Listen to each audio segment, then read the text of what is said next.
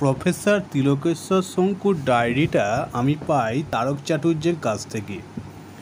একদিন দুপুরের দিকে অফিসে বসে পুজোর সংখ্যার জন্য একটা লেখার প্রুফ দেখছি, এমন সময় তারকবাবু এসে একটা লাল খাতা আমার সামনে ফেলে দিয়ে বললেন, পড়ে দেখো গোল্ড মাইন।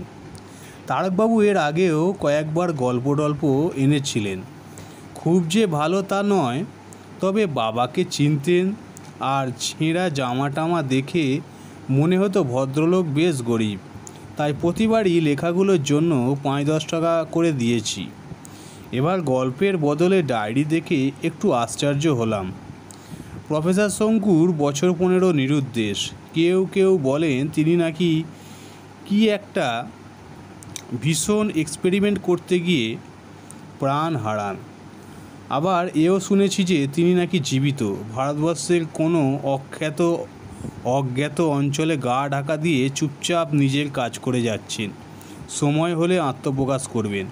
এসব সত্য মিথ্যে জানি নে, তবে এটা জানতাম যে তিনি বৈজ্ঞানিক ছিলেন।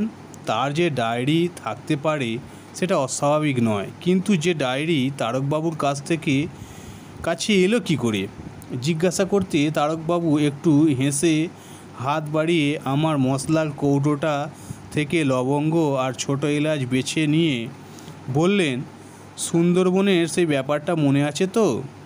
এই রে, আবার বাঘের গল্প? তারকবাবু তার সব ঘটনার মধ্যে বাঘ জিনিসটাকে যেভাবে টেনে আনেন সেটা আমার মোটেই ভালো লাগে না। তাই একটু বিরক্ত হয়ে বললাম, কোন ব্যাপারটার কথা বলছেন? উল্কাপাত ব্যাপার তো একটাই। ঠিক মনে পড়েছে, এটা সত্যি ঘটনা, কাগজে বেরিয়েছিল। বছরখানেক আগে একটা উল্কাখণ্ড সুন্দরবনের মাথারিয়া অঞ্চলে এসে পড়েছিল। বেশ বড় পাথর, কলকাতার জাদুঘরে যেটা আছে তার প্রায় দ্বিগুণ। মনে আছে কাগজের ছবি দেখে হঠাৎ একটা কালো মরার খুলি বলে মনে হয়েছিল। বললাম, তার সঙ্গে এই খাতার কী সম্পর্ক? তারকবাবু বললেন, বলছি, ব্যস্ত হইও না। আমি গেছলাম ওই মৌকায় যদি কিছু বাঘছাল জোটে, ভালো দর পাওয়া যায় জানো তো। আর ভাবলুম অত জন্তু জানোয়ার মূলো, আর তার মধ্যে কি গুটিচারেক বাঘও পড়ে থাকবে না? কিন্তু সে গুড়ে বালি, লেট হয়ে গেল, হরিণ টরিণ কিচ্ছু নেই। তাহলে ছিল কিছু গোসাপের ছাল, তাই নিয়ে এলুম। আর এই খাতাটা। একটু অবাক হয়ে বললাম, খাতাটা কি ওইখানে? গর্তের ঠিক মধ্যিখানে পাথরটা পড়ায় একটা গর্ত হয়েছিল জানো তো, তোমাদের 4খানা হেঁদো তার মধ্যে ঢুকে যায়।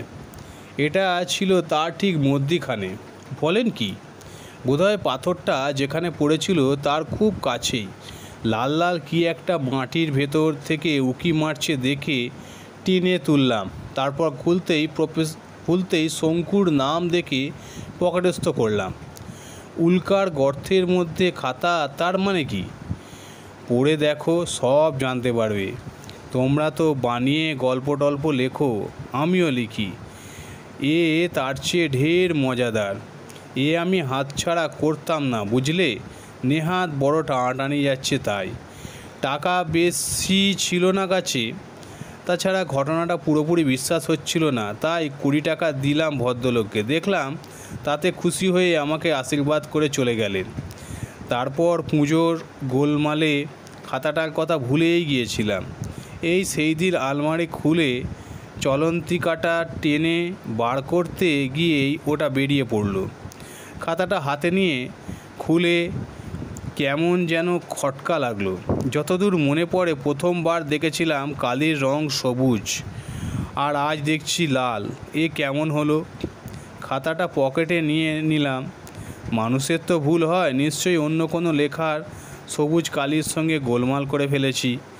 বাড়িতে এসে আবার খাতাটা খুলতে বুকটা ধড়াস করে উঠল। এবার দেখি কালির রং নীল। তারপর এক আশ্চর্য অদ্ভুত ব্যাপার, দেখতে চোখের সামনে নীলটা হয়ে গেল হলদে।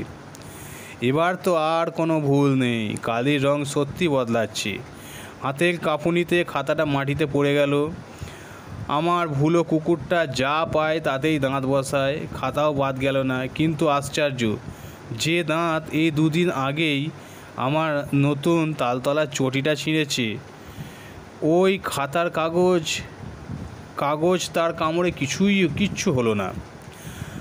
হাত দিয়ে টেনে দেখলাম এ কাগজ ছেঁড়া মানুষের সাধ্যি নয়। টানলে রাবারের মতো বেড়ে যাচ্ছে, আবার ছাড়লে যেকে সেই। কি খেয়াল হলো, একটা দেশলাই জেলে কাগজটায় ধরলাম, পুড়ল না। খাতাটা 5 ঘন্টা উনুনের মধ্যে ফেলে রেখে দিলাম। কালির রং যেমন বদলাচ্ছিল বদলালো, আর কিচ্ছু হলো না। সেই দিন রাত্রে ঘুম টুম ভুলে 3টে অবধি জেগে খাতাটা পড়া শেষ করলাম। যা পড়লাম তা তোমাদের হাতে তুলে দিচ্ছি। এসব সত্যি কি মিথ্যে, সম্ভব কি অসম্ভব, তা তোমরা বুঝে নিও। 1 জানুয়ারি। আজ দিনের শুরুতেই একটা বিশ্রী কাণ্ড ঘটে গেল। রোজকার মতো আজও নদীর ধারে মর্নিং ওয়াক সেরে ফেলেছি। শোবার ঘর ঢুকতেই একটা বিদঘুটে চেহারার লোকের সামনে পড়তে হলো। চমকে গিয়ে চিৎকার করে বুঝতে পারলাম যে ওটা আসলে আয়না, এবং লোকটা আর কেউ নয়, আমারই ছায়া। কবছরে আমার চেহারা ওই রকম হয়েছে। আমার আয়নার প্রয়োজন হয় না বলে ওটার ওপর ক্যালেন্ডারটা টাঙিয়ে রেখেছিলাম। আজ সেখানে বোধহয় প্রহ্লাদটা বছর শেষ হয়ে গেছে বলে সর্দারি করে ওটাকে নামিয়ে রেখেছি। ওকে নিয়ে আর পারা গেল না। 27 বছর ধরে আমার সঙ্গে থেকে আমার কাজ করে ওর বুদ্ধি হলো না। আশ্চর্য! চিৎকার শুনে প্রহ্লাদ ঘরে এসে পড়েছিল। ওকে একটু শিক্ষা দেওয়া দরকার মনে করে আমার স্নাপ গান বা নাচশাস্ত্রটা ওর ওপর পরীক্ষা করা গেল। দেখলাম নসির যা তেজ, তা তাক করে গোঁপের কাছাকাছি মারতে পারলেই যথেষ্ট কাজ হয়। এখন রাত 11টা, ওর হাঁচি এখনও থামেনি। আমার হিসেব যদি ঠিক হয় তো 33 ঘন্টা আগে ও হাঁচি থামবে না। 2 জানুয়ারি। রকেটটা নিয়ে যে চিন্তাটা ছিল ক্রমেই সেটা দূর হচ্ছে। যাওয়ার দিন যত এগিয়ে আসছে ততই মনে জোর পাচ্ছি, উৎসাহ পাচ্ছি। এখন মনে হচ্ছে যে প্রথমবারের কেলেঙ্কারিটার জন্য একমাত্র প্রহ্লাদই দায়ী। ঘড়িটায় দম দিতে গিয়ে সে যে ভুল করে কাঁটাটাই ঘুরিয়ে ফেলেছে তা আর জানব কী করে। 1 সেকেন্ড এদিক ও ওদিক হলেই যে সব কাজ পণ্ড হয়ে যায়। আর কাঁটা ঘোরানোর ফলে আমার হয়ে গেল প্রায় 3.5 ঘন্টা লেট। রকেট যে খানিকটা উঠেই গোঁত খেয়ে পড়ে যাবে তাতে আর আশ্চর্য কী। রকেট পড়ায় অবিনাশবাবুর মূলোর ক্ষেত নষ্ট হয়ে যাওয়ার দরুন ভদ্রলোক 500 টাকা ক্ষতিপূরণ চাইছেন। একেই বলে দিনে ডাকাতি। এদিকে এত বড় একটা প্রচেষ্টা যে ব্যর্থ হতে চলেছে তার জন্য কোনো আক্ষেপ বা সহানুভূতি নেই। এইসব লোককে জব্দ করার জন্য একটা নতুন কোনো অস্ত্রের কথা ভাবা দরকার। 5 জানুয়ারি। প্রহ্লাদ বোকা হলেও ওকে সঙ্গে নিলে হয়তো সুবিধে হবে। আমি মোটেই বিশ্বাস করি না যে এই ধরনের অভিযানে কেবলমাত্র বুদ্ধিমান লোকেরই প্রয়োজন। অনেক সময় যাদের বুদ্ধি কম হয় তাদের সাহস বেশি হয়, কারণ ভয় পাওয়ার কারণটা ভেবে বের করতেও তাদের সময় লাগে। প্রহ্লাদ যে সাহসী সে বিষয়ে কোনো সন্দেহ নেই। সেবার যখন কড়িকাঠ থেকে একটা টিকটিকি আমার বাইকর্নিশ অ্যাসিডের শিশিটার ওপর পড়ে সেটাকে উল্টে ফেলে দিল, তখন আমি সামনে দাঁড়িয়ে থেকে কিছু করতে পারছিলাম না। স্পষ্ট দেখছি অ্যাসিড গড়িয়ে গড়িয়ে প্যারাডক্সাইড পাউডারের স্তূপের দিকে চলেছে। কিন্তু দুটোর কন্ট্যাক্ট হলেই কী যে সাংঘাতিক ব্যাপার হবে তাই ভেবেই আমার হাত পা অবশ হয়ে আসছে। এমন সময় প্রহ্লাদ ঢুকে কাণ্ডকারখানা দেখে এক গাল হেসে হাতের গামছাটা দিয়ে অ্যাসিডটা মুছে ফেলল। আর 5 সেকেন্ড দেরি হলেই আমি, আমার ল্যাবরেটরি, বিধুশেখর, প্রহ্লাদ, টিকটিকি এসব কিছুই থাকতো না। তাই ভাবছি হয়তো ওকে নেওয়াটাই ভালো, ওজনেও কুলিয়ে যাবে। প্রহ্লাদ হলো 2 মণ 7 সের, আমি 1 মণ 11 সের, বিধুশেখর 5.5 মণ, আর জিনিসপত্র সাজ সরঞ্জাম মিলিয়ে 5 মণ 5। আমার রকেটে 20 মণ পর্যন্ত জিনিস নির্ভয়ে নেওয়া চলতে পারে। 6 জানুয়ারি, আমার রকেটের পোশাকটা আস্তিনে কতগুলো উচ্চিংড়ে ঢুকেছিল। আজ সকালে সেগুলোকে ঝেড়ে ঝুড়ে বার করেছি। এমন সময় অবিনাশবাবু এসে হাজির। বললেন, কি মশাই, আপনি তো চাঁদপুর না মঙ্গলপুর কোথায় চললেন? আমার টাকাটার কি হলো? এই হলো অবিনাশবাবুর রসিকতার নমুনা। বিজ্ঞানের কথা উঠলেই ঠাট্টা আর ভাঁড়ামো। রকেটটা যখন প্রথম তৈরি করেছি তখন একদিন এসে বললেন, আপনার ওই হাউইটা এই কালী পুজোর দিন ছাড়ুন না, ছেলেরা বেশ আমোদ পাবে। এক এক সময় মনে হয় যে পৃথিবীটা যে গোল আর সেটা যে ঘুরতে ঘুরতে সূর্যকে প্রদক্ষিণ করছে সেটাও বোধহয় অবিনাশবাবু বিশ্বাস করেন না। যাই হোক, আজ আমি তার ঠাট্টায় কান না দিয়ে বরং উল্টে তাকে খুব খাতির টাতির করে বসতে বললাম। তারপর প্রহ্লাদকে বললাম চা আনতে। আমি জানতাম অবিনাশবাবুর চায়ে চিনির বদলে স্যাকারিন খান। আমি স্যাকারিনের বদলে ঠিক সেই রকমের দেখতে একটা বড়ি তার চায়ে ফেলে দিলাম। এই বড়ি হলো আমার নতুন অস্ত্র। মহাভারতের জিহ্বনাস্ত্র থেকেই আইডিয়াটা এসেছিল। কিন্তু এটায় যে শুদ্ধ হাই উঠবে তা নয়। হাইয়ের পর গভীর ঘুম হবে। সেই ঘুমের মধ্যে সব অসম্ভব ভয়ঙ্কর রকম স্বপ্ন দেখতে হবে। আমি নিজে কাল 4 ভাগের 1 ভাগ বড়ি ডালিমের রসে ডাইলিউট করে খেয়ে দেখেছি। সকালে উঠে দেখি স্বপ্ন দেখে ভয়ের চোটে দাড়ির বাঁ দিকটা একেবারে পেকে গেছে। 8ই জানুয়ারি, নিউটনকে সঙ্গে নেব। কদিন ধরেই আমার ল্যাবরেটরির আশেপাশে ঘোরাঘুরি করছে এবং করুণ স্বরে ম্যাও ম্যাও করছে। বোধহয় বুঝতে পারছিল যে আমার যাবার সময় হয়ে আসছে। কাল ওকে ফিশপিলটা খাওয়ালাম, মহা খুশি। আজ মাছের মুড়ো আর বড়ি পাশাপাশি রেখে পরীক্ষা করে দেখলাম, ও বড়িটাই খেলো। আর কোনো চিন্তা নেই। একবার চটপট ওর জন্য একটা পোশাক আর হেলমেট তৈরি করে ফেলতে হবে। 10ই জানুয়ারি, 2 দিন থেকে দেখছি বিধুশেখর মাঝে মাঝে একটা গাঁ গাঁ শব্দ করছে। এটা খুবই আশ্চর্য, কারণ বিধুশেখর তো শব্দ করার কথা নয়। কলকবজার মানুষ কাজ করতে বললে চুপচাপ কাজ করবে। এক নড়চড়ার যা ঠং ঠং শব্দ। ও তো আমারই হাতে তৈরি। তাই আমি জানি ওর কতখানি ক্ষমতা। আমি জানি ওর নিজস্ব বুদ্ধি বা চিন্তা শক্তি বলে কিছু থাকতেই পারে না। কিন্তু বেশ কিছুদিন থেকেই মাঝে মাঝে এর ব্যতিক্রম লক্ষ্য করছি। একদিনের ঘটনা খুব বেশি করে মনে পড়ে। আমি তখন সবে রকেটের পরিকল্পনাটা করেছি। জিনিসটা যে কোনো সাধারণ ধাতু দিয়ে তৈরি হতে পারে না সেটা প্রথমেই বুঝেছিলাম। অনেক এক্সপেরিমেন্ট করার পর ব্যাঙের ছাতা, সাপের খোলস আর কচ্ছপের ডিমের খোলা মিশিয়ে একটা কম্পাউন্ড তৈরি করেছি এবং বেশ বুঝতে পারছি যে এবার হয় ট্যান্ট্রাম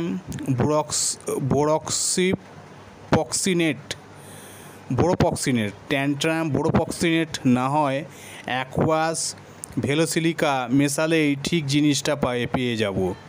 প্রথমে ট্যান্ট্রামটাই দেখা যাক ভেবে 1 চামচ ঢালতে যাব এমন সময় ঘরে একটা প্রচণ্ড ঘটাং ঘটাং শব্দ আরম্ভ হলো। চমকে গিয়ে পিছনে ফিরে দেখি বিধুশেখর লোহার মাথাটা ভীষণভাবে এপাশ ওপাশ হচ্ছে। তাতেই আওয়াজ হচ্ছে। খুব জোর দিয়ে বারণ করতে গেলে মানুষ যেভাবে মাথা নাড়ে ঠিক সেই রকম। কি হয়েছে দেখতে যাব মনে করে ট্যান্ট্রামটা যেই হাত থেকে নামিয়েছি অমনি মাথা নাড়া থেমে গেল। কাছে গিয়ে দেখি কোনো গোলমাল নেই। কলকবজা তেল সব ঠিক আছে। টেবিলে ফিরে এসে আবার যেই ট্যান্ট্রামটা হাতে নিয়েছি অমনি আবার ঘটাং ঘটাং। এ তো ভারী বিপদ। বিধুশেখর কি সত্যিই বারণ করছে নাকি? এবার ভেলোসিলিকাটা হাতে নিলাম। নিতেই আবার সেই শব্দ, কিন্তু এবার মাথা নড়ছে ওপর নিচে, ঠিক যেমন করে মানুষ হাঁ বলে। শেষ পর্যন্ত ভেলোসিলিকা মিশিয়ে এই ধাতুটা তৈরি হলো। পরে ট্যান্ট্রামটা দিয়ে পরীক্ষা করে দেখেছিলাম, না করলেই ভালো ছিল। সেই চোখ ধাঁধানো সবুজ আলো আর বিস্ফোরণের বিকট শব্দ কোনোদিন ভুলব না। 11ই জানুয়ারি। আজ বিধুশেখরের কলকবজা খুলে ওকে ভালো করে পরীক্ষা করে ওর আওয়াজ করার কোনো কারণ খুঁজে পেলাম না। তবে এও ভেবে দেখলাম যে এতে আশ্চর্য হওয়ার কিছু নেই। আমি আগেও অনেকবার দেখেছি যে আমার বৈজ্ঞানিক বিদ্যে বুদ্ধি দিয়ে আমি যে জিনিস তৈরি করি সেগুলো অনেক সময় আমারই হিসেবের বেশি কাজ করে। তাতে এক এক সময় মনে হয়েছে যে হয়তোবা কোনো অদৃশ্য শক্তি আমার অজ্ঞাতে আমার ওপর খোদখড়ি করছে। কিন্তু সত্যি কি তাই? বরঞ্চ আমার মনে হয় যে আমার ক্ষমতার দৌড় যে ঠিক কতখানি তা হয়তো আমি নিজেই বুঝতে পারি না। খুব বড় বড় বৈজ্ঞানিকদের শুনেছি এরকম হয়। আর একটা কথা আমার প্রায় মনে হয়, সেটা হচ্ছে বাইরের কোনো জগতের প্রতি আমার যেন একটা টান আছে। এই টানটা লিখে বোঝানোই শক্ত। মধ্যাকর্ষণের ঠিক উল্টো কোনো শক্তি যদি কল্পনা করা যায় তাহলে এটার একটা আন্দাজ পাওয়া যাবে। মনে হয় যেন পৃথিবীর প্রভাব ছাড়িয়ে যদি কিছু দূর ওপরে উঠতে পারি তাহলে এই টানটা আপনা থেকেই আমাকে অন্য কোনো গ্রহে টোহে নিয়ে গিয়ে ফেলবে। এই টানটা যে চিরকাল ছিল তা নয়, একটা বিশেষ দিন থেকে এটা আমি অনুভব করে আসছি। সেই দিনটার কথাও আজ বেশ মনে আছে। 12 বছর আগে আশ্বিন মাস আমি আমার বাগানে একটা আরাম কেদারায় শুয়ে শরৎকালে মৃদু মৃদু বাতাস উপভোগ করছি। আশ্বিন কার্তিক মাসটা আমি রোজ রাত্রে খাবার পরে 3 ঘন্টা এইভাবে শুয়ে থাকি, কারণ এই দুটো মাসে উল্কাপাত হয় সবচেয়ে বেশি। 1 ঘন্টায় অন্তত 8-10টা উল্কা রোজই দেখা যায়। আমার দেখতে ভারী ভালো লাগে।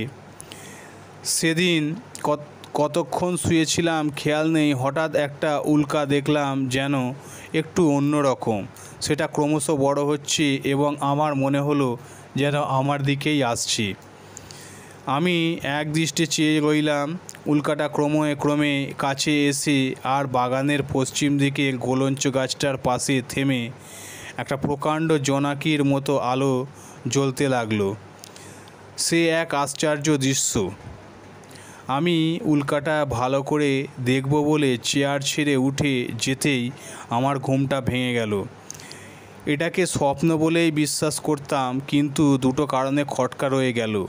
এক হলো ওই আকর্ষণ যেটার বশে আমি তার পরদিন থেকেই রকেটের বিষয়ে ভাবতে শুরু করি। আর এক হলো ওই গোলঞ্চ গাছ। সেই দিন থেকে এই গাছটাতে গোলঞ্চের বদলে এক নতুন রকমের ফুল হচ্ছে। এরকম ফুল কেউ কোথাও দেখেছে কিনা জানি না। আঙুলের মতো 5টা করে ঝোলা ঝোলা পাপড়ি, দিনের বেলায় কুচকুচে কালো, কিন্তু রাত হলেই ফসফরাসের মতো জ্বলতে থাকে। আর যখন হাওয়ায় দোলে তখন ঠিক মনে হয় যেন হাতছানি দিয়ে ডাকছে। 12ই জানুয়ারি। কাল ভোর 5টায় মঙ্গল যাত্রা। আজ প্রহ্লাদকে ল্যাবরেটরিতে ডেকে এনে ওর পোশাক আর হেলমেটটা পরিয়ে দেখলাম। ও তো হেসেই অস্থির। সত্যি কথা বলতে কি, আমার ওর চেহারা ও হাবভাব দেখে হাসি পাচ্ছিল। এমন সময় একটা ঠং ঠং ঘং ঘং শব্দ শুনে দেখি বিধুশেখর তার লোহার চেয়ারটা বসে দুলছে আর গলা দিয়ে একটা নতুন শব্দ করছে। এই শব্দের মানে একটাই হতে পারে। বিধুশেখরও প্রহ্লাদকে দেখে হাসছিল। নিউটন হেলমেটটা পরানোর সময় একটু আপত্তি করেছিল, এখন দেখছি বেশ চুপচাপ আছে আর মাঝে মাঝে জিভ বার করে হেলমেটের কাঁচটা চেটে চেটে দেখছে। কোনো মতে বিধুশেখরকে দুভাগে ভাগ করে ফেলে তার মাথার অংশটা টানতে টানতে রকেটের দরজার সামনে এনে ফেললাম। এবারে পায়ের দিকটা সৈন্য এখন 50 গজের মধ্যে। আমার হাত পা অবশ হয়ে আসছে। অস্ত্রের কথাটা ভুলে গিয়েছি। পা ধরে টানতে টানতে বিধুশেখরের তলার অংশটা যখন রকেটের দরজায় এনে ফেললাম তখন দেখে প্রহ্লাদের জ্ঞান হয়েছে। সে এরই মধ্যে ওপর দিকটা ক্যাবিনের ভিতরে তুলে দিয়েছে। বাকি অংশটা ভেতরে তুলে ক্যাবিনের দরজা বন্ধ করার ঠিক আগের মুহূর্তে আমার পায়ে একটা ঠান্ডা স্যাঁতস্যাঁতে ঝাপটা অনুভব করলাম। তারপর আর কিছু মনে ছিল না। যখন জ্ঞান হলো দেখি রকেট উড়ে চলেছি। আমার ডান পায়ে একটা চিনচিনে যন্ত্রণা ও ক্যাবিনের মধ্যে একটা মেছো গন্ধ এখনও রয়ে গেছে। কিন্তু রকেটটা উড়ল কী করে, চালালো কে? প্রহ্লাদ তো যন্ত্রপাতি কিছুই জানে না, আর বিদুশেখর তো এখন দুখান হয়ে পড়ে আছে। তবে কি আপনিই উড়ল নাকি? কিন্তু তাই যদি হয় তবে কোথায় চলেছে এই রকেটটা? কোথায় যাচ্ছি আমরা? সৌরজগতের অগণিত গ্রহ নক্ষত্রের মধ্যে কোনটিতে গিয়ে আমাদের পাড়ি শেষ হবে? শেষ কি হবে না অনির্দিষ্টকাল আমাদের আকাশপথে অজানা উদ্দেশ্যে ঘুরে বেড়াতে হবে? কিন্তু রসদ সে তো অফুরন্ত নয়। আর 3 বছর পরে আমরা খাবো কি? রকেটের যন্ত্রপাতি নড়াচড়া করে দেখছি কোনো যন্ত্রপাতি কাজ করছে না। আর এই অবস্থায় রকেট চলবারই কথা নয়। কিন্তু তাও আমরা চলেছি। কি করে চলেছি জানি না, কিছুই জানি না। মনে অসংখ্য প্রশ্ন গিজগিজ করছে, কিন্তু কোনোটারই উত্তর দেওয়ার শক্তি আমার নেই। আজ থেকে আমি অজ্ঞান, অসহায়, ভবিষ্যতের অজ্ঞেয় অন্ধকার। এখন আমরা এই একইভাবে উড়ে চলেছি, কিন্তু দেখবার নেই, তাই জানলাটা বন্ধ করে রেখেছি। প্রহ্লাদ এখন অনেকটা সামলে নিয়েছে। দাঁত কপাটি লাগাটাও কমেছে, নিউটনের অরুচিটাও কমেছে। মঙ্গলীয় গায়ে দাঁত বসানোর ফলেই বোধহয় ওটা হয়েছিল। কাণ্ডই বটে।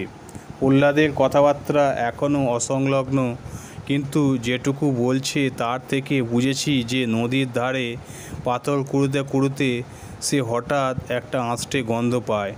তাতে সে মুখ তুলে দেখে কিছু দূরে একটা না মানুষ, না জন্তুর, না মাছ নদীর ধারে দাঁড়িয়ে আছে। আর নিউটন লেজ খাড়া করে, চোখ বড় বড় করে গুটি গুটি সেটার দিকে এগোচ্ছে। প্রহ্লাদ কিছু করবার আগেই নিউটন নাকি এক লাফে জন্তুটার কাছে গিয়ে তার হাঁটুতে এক কামড় দেয়। তাতে সেটা ঝিঁঝির মতো একটা বিকট চিৎকার করে পালিয়ে যায়। কিন্তু তার পর মুহূর্তে নাকি ঠিক ওই রকম আর একটা জন্তুর কোথা থেকে এসে প্রহ্লাদকে তাড়া করে। তার পরের ঘটনা অবশ্য আমার নিজের চোখেই দেখা। বিদুশেখর আশ্চর্য সাহসের পরিচয় দিয়েছিল, তাই খুশি হয়ে কদিন আমি ওকে বিশ্রাম দিয়েছি। আজ সকালে প্রহ্লাদ ও আমি ওকে জোড়া দিয়ে ওর কোমরের বোতাম টিপে দিতেই ও স্পষ্ট উচ্চারণ করে বলল, থ্যাংক ইউ। তারপর থেকেই ও আমার সঙ্গে বেশ পরিষ্কারভাবে, প্রায় মানুষের মতোই কথা বলছে। কিন্তু কেন জানি না ও চলতি ভাষায় না বলে শুদ্ধ ভাষা ব্যবহার করছে।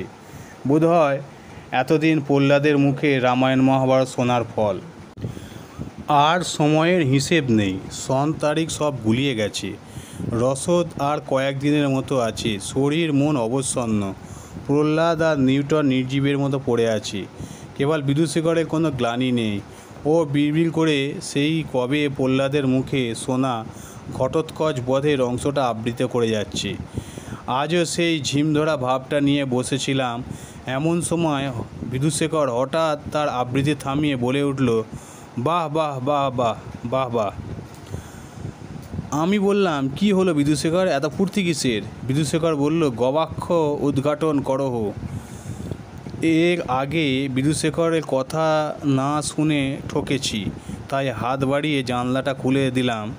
খুলতেই চোখ ঝলসানো দৃশ্য আমার কিছুক্ষণের জন্য অন্ধ করে দিল। যখন দৃষ্টি ফিরে পেলাম, দেখি আমরা এক অদ্ভুত অবিশ্বাস্য জগতের মধ্য দিয়ে উড়ে চলেছি।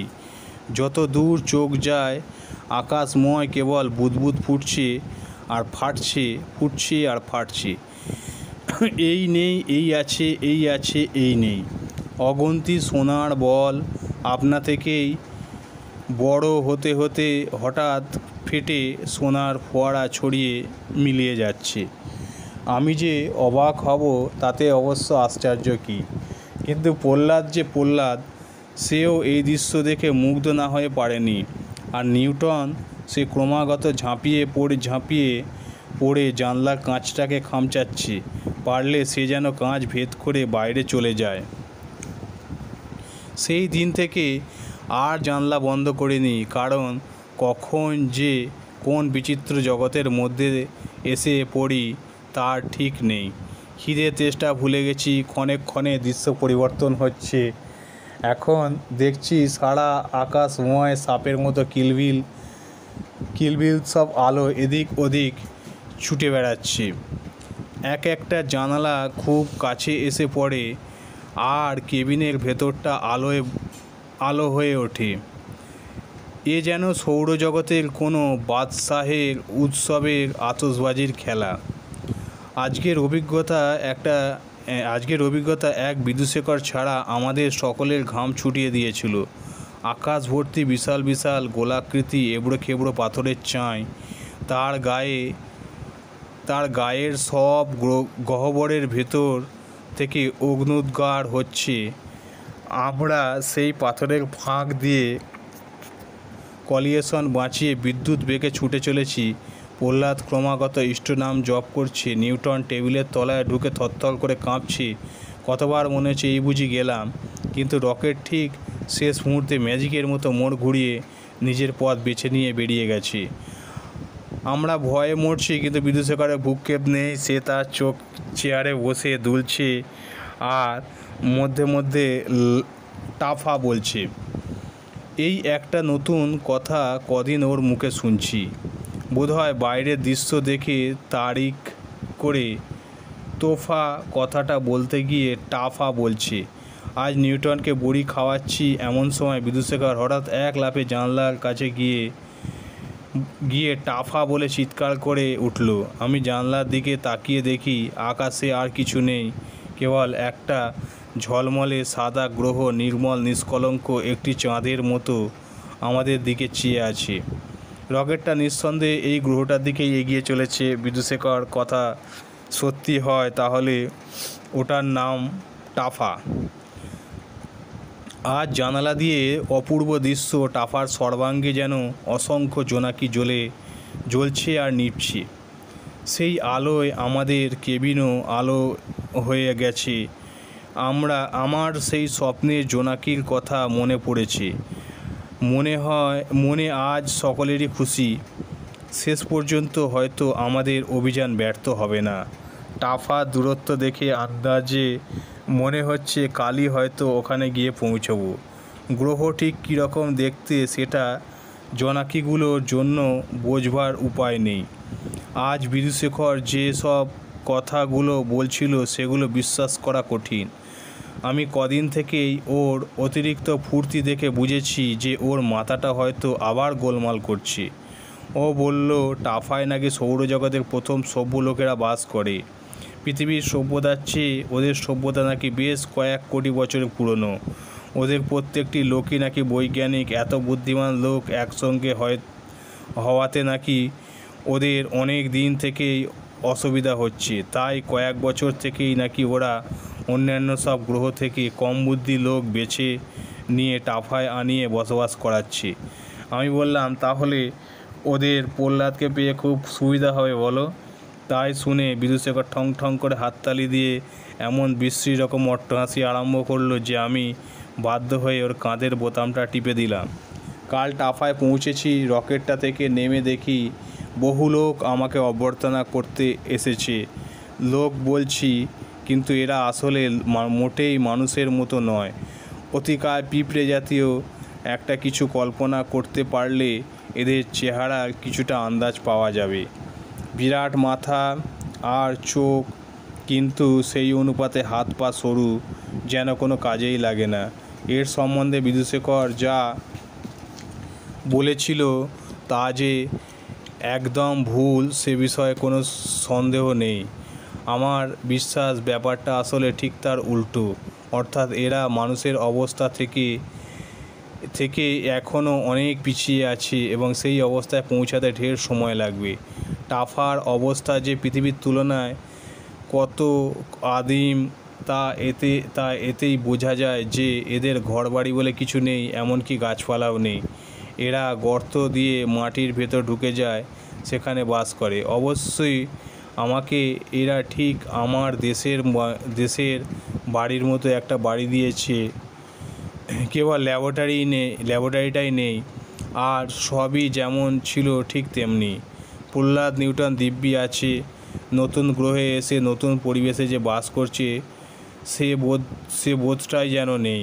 বিধুশেখর কেবল দেখতে পাচ্ছি না, ও কাল থেকে উধাও। টাফার সম্পর্কে এতগুলো মিথ্যে কথা বলে হয়তো আর মুখ দেখানোর সাহস নেই। আজ থেকে ডায়েরি লেখা বন্ধ করব, কারণ এখানে উল্লেখযোগ্য ঘটনা ঘটার কোনো সম্ভাবনা দেখছি না। খাতাটা পৃথিবীতে ফেরত পাঠানোর কোনো উপায় নেই, এটা খুব আক্ষেপের বিষয়। এত মূল্যবান তথ্য রয়েছে এতে, এখানকার মূর্খরা তো মর্ম কিছুই বুঝবে না, আর এদিকে আমাকেও ফিরে যেতে দেবে না। ফিরে যাওয়ার খুব যে একটা প্রয়োজন বোধ করছি তাও নয়, কারণ এরা সত্যি আমাকে খুবই যত্নে রেখেছে। বোধ হয় ভাবছে যে আমার কাছ থেকে অনেক কিছু আদায় করে নেবে। এরা বাংলা জানলো কী করে জানি না, তবে তাতে একটা সুবিধে হয়েছে যে ধমক টমক দিলে বোঝে। সেদিন একটা পিঁপড়েকে ডেকে বললাম, কই হে, তোমাদের বৈজ্ঞানিকরা সব কোথায়? তাদের সঙ্গে একটু কথা টথা বলতে দাও। তোমরা যে ভয়ানক পিছিয়ে আছো। তাতে লোকটা বলল, ওসব বিজ্ঞান দিয়ে আর কি হবে, যেমন আছেন থাকুন না, আমরা মাঝে মাঝে আপনার কাছে আসব। আপনার সহজ সরল কথাবার্তা শুনতে আমাদের ভারী ভালো লাগে। আহা, যত সব ন্যাকামো। আমি রেগে গিয়ে আমার নাস্তির বন্দুকটা দিয়ে লোকটার ঠিক নাকের ফুটোয় তাক করে মারলাম, কিন্তু তাতে ওরে কিছুই হলো না। হবে কি করে? এরা যে এখনই হাঁচতেই শেখেনি। অনেকে হয়তো জানতে চাইবে প্রফেসর শঙ্কুর ডায়েরিটা কোথায় এবং এমন আশ্চর্য জিনিস দেখবার কোনো উপায় আছে কি না।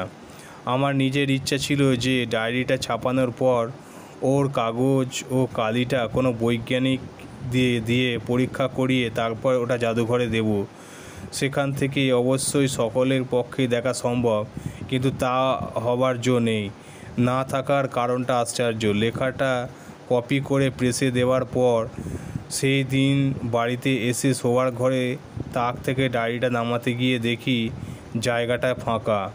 তারপর একটা অদ্ভুত ব্যাপার দেখলাম, ডায়েরির পাতার কিছু গুঁড়ো আর লাল মলাটটা ছোট্ট একটা অংশ তাকের উপর আছে, এবং তার উপর ক্ষিপ্র পদে ঘোরাফেরা করছে শখানেক বুভুক্ষ ডেও পিঁপড়ে। এরা খুব খাতাটাকে খেয়ে শেষ করেছে, এবং ওই সামান্য বাকি অংশটুকু আমার চোখের সামনে উদারাস্বত করে ফেলল। আমি কেবল হাঁ করে চেয়ে রইলাম। যে জিনিসটাকে অক্ষয় অবিনশ্বর বলে মনে হয়েছিল, সেটা হঠাৎ পিঁপড়ের খাদ্যে পরিণত হলো কী করে, সেটা আমি এখনও ভেবে ঠাহর করতে পারিনি। তোমরা এর মানে কিছু বুঝতে পারছো কি? সন্দেশ, আশ্বিন কার্তিক অগ্রহায়ণ 1368।